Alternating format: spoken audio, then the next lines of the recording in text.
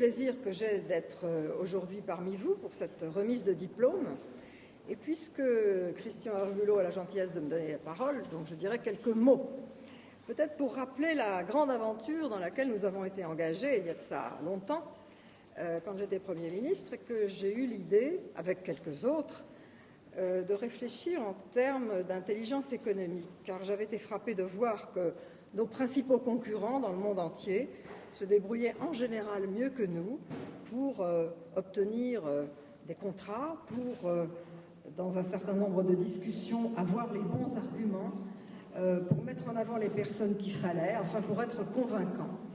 Autrement dit, pour correspondre au monde dans lequel nous étions déjà, et nous sommes encore plus aujourd'hui, le monde de la mondialisation, où bien sûr tout le monde se défend, tout le monde essaye d'avancer, et c'est un monde en pleine évolution. À ce moment-là, nous avions mis en place une petite cellule de réflexion, et nous avions demandé à M. Martre, qui était alors le président de l'aérospatiale, de présider ce groupe de réflexion dans lequel nous avions demandé aux grandes administrations françaises et aux grandes entreprises de siéger pour donner leurs idées, pouvoir discuter. Et je ne peux pas dire que c'était à ma grande surprise, mais quand même, on est toujours surpris. Certaines de ces administrations ont refusé, en particulier le ministère des Affaires étrangères, au motif que ça concernait les entreprises et que donc ça n'était pas de leur ressort. Est-ce qu'on peut imaginer une seule seconde le Foreign Office refusant la même chose? Bien sûr que non. Donc ça veut dire qu'il y avait vraiment beaucoup de travail à faire pour arriver à sensibiliser. Puis, M. Martre et son équipe ont fait un travail remarquable, d'aboutir à un rapport. Après, il fallait le faire vivre, ce rapport. Il fallait que ça se concrétise par des actes. Et c'est grâce à une toute petite équipe, au sein de laquelle étaient Christian Arbulot, Jean-Louis Levet, quelques autres, qu'on a finalement réussi à ce que ce concept attire l'attention et soit retenu comme quelque chose d'intéressant.